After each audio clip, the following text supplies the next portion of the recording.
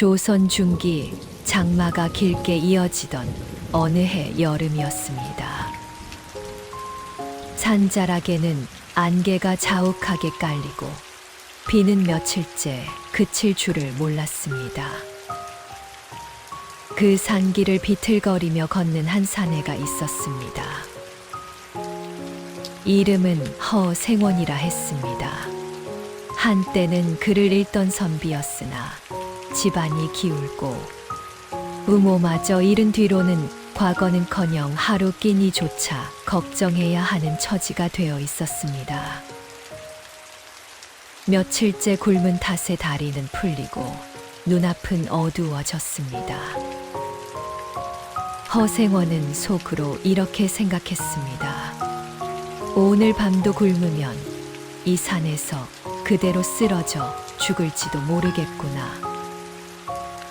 그때 비바람 사이로 희미한 불빛 하나가 보였습니다. 산 속에서는 좀처럼 보기 힘든 기와집의 등불이었습니다. 허생원은 마지막 힘을 다해 대문을 두드렸습니다. 지나가는 나그네입니다. 밥 한 술만 주시면 은혜를 잊지 않겠습니다. 잠시 뒤 문이 열렸고 그 앞에는 젊은 여인이 서 있었습니다. 검은 머리를 단정히 묶고 옅은 비단 저고리를 입은 단아한 모습이었지만 눈빛에는 깊은 그늘이 드리워져 있었습니다. 여인은 말없이 허생원을 안으로 들였습니다. 방 안은 넓고 정갈했고 살림 또한 넉넉해 보였습니다. 잠시 뒤 여인은 밥상을 들고 들어왔습니다. 그런데 첫 상부터 이상했습니다. 국그릇에 금이 가 있어 국물이 흘러내리고 있었습니다. 허생원의 도포 자락이 젖었지만 그는 아무 말도 하지 않았습니다.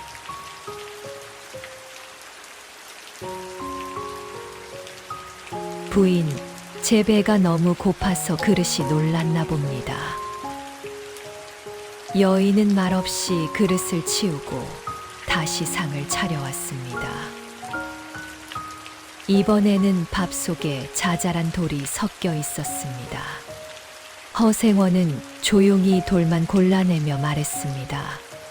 산속살이라 그런지 알이 아주 단단합니다. 마지막으로 여인이 방을 나서며 비녀 하나를 문지방에 떨어뜨렸습니다. 허생원은 그것을 주워 먼지를 털고 문 밖에 고이 놓아두었습니다. 그날 밤 허생원은 깊은 잠에 들었습니다. 한밤중 문 여는 소리에 허생원은 잠에서 깼습니다. 여인은 나무 괴짝 하나를 들고 들어와 그 앞에 무릎을 꿇었습니다. 선비님, 이 안에 엽전 1000냥이 들어 있습니다. 허생원은 깜짝 놀라 몸을 일으켰습니다. 부인, 이게 무슨 말씀이십니까? 여인은 떨리는 목소리로 말했습니다. 남편이 죽은 뒤 시동생들이 제 재산을 노리고 있습니다. 조만간 저를 사고로 가장해 죽일 생각입니다. 이미 여러 차례 협박을 받았고 집안 하인들조차 시동생 편에 서 있었다고 했습니다. 어차피 빼앗길 돈이라면 사람 같지 않은 자들 손에 가느니 선비님 같은 분께 맡기고 싶었습니다. 그리고 낮에 있었던 일들이 모두 시험이었음을 털어놓았습니다.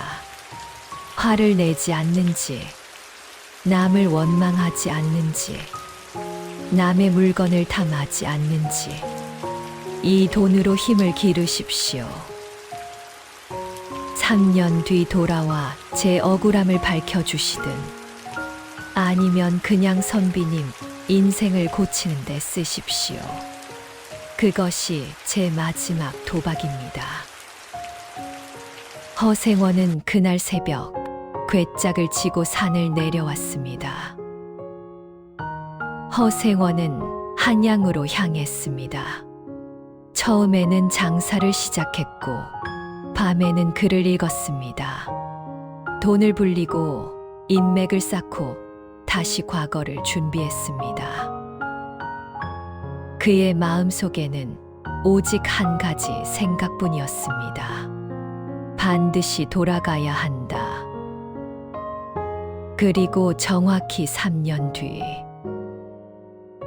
허생원은 과거에 급제하여 벼슬을 얻고 다시 그 산골로 향했습니다. 그러나 기와 집은 사라지고 그 자리에 남은 것은 타다 남은 기둥과 잡초뿐이었습니다. 마을 사람들은 고개를 숙이며 말했습니다. 유산의 눈이 먼 시동생들이 과부가 돈을 내놓지 않자 불을 질렀습니다. 과부는 도망치지도 않았고 그대로 불에 타 죽었습니다. 그리고 또 하나의 소문이 있었습니다. 불길 속에서도 울지 않고 이제 됐다고 말했다더군요. 허생원은 그 자리에 주저앉고 말았습니다. 그제야 모든 것이 분명해졌습니다. 그 여인은 이미 자신의 죽음을 알고 있었고 돈만큼은 반드시 지키기 위해 허생원에게 맡긴 것이었습니다. 허생원은 곧바로 관아의 사건을 다시 고발했습니다. 이번에는 달랐습니다. 그는 벼슬아치였고 직접 수사를 지휘할 수 있는 위치에 있었습니다. 마을 사람들의 증언, 하인들의 진술, 불을 지른 날의 정황까지 모두 다시 조사되었습니다. 결국 시동생들은 방화와 살인의 죄로 체포되었습니다. 재산을 노리고 계획적으로 저지른 범죄임이 드러났고 그들은 중형을 받고 유배와 노역에 처해졌습니다. 그제야 여인의 억울함은 세상에 드러났습니다. 허생원은 그 자리에 작은 사당을 세우고 제사를 지냈습니다. 그리고 남은 평생 동안 가난한 사람을 돕는 데 힘썼다고 전해집니다. 사람들은 훗날 이렇게 말했습니다. 과부 한 사람이 선비 하나를 살렸고 그 선비 하나가 다시 많은 사람을 살렸다. 이 이야기는 은혜에 대한 이야기이기도 하지만 사람을 향한 마지막 믿음에 관한 이야기이기도 합니다.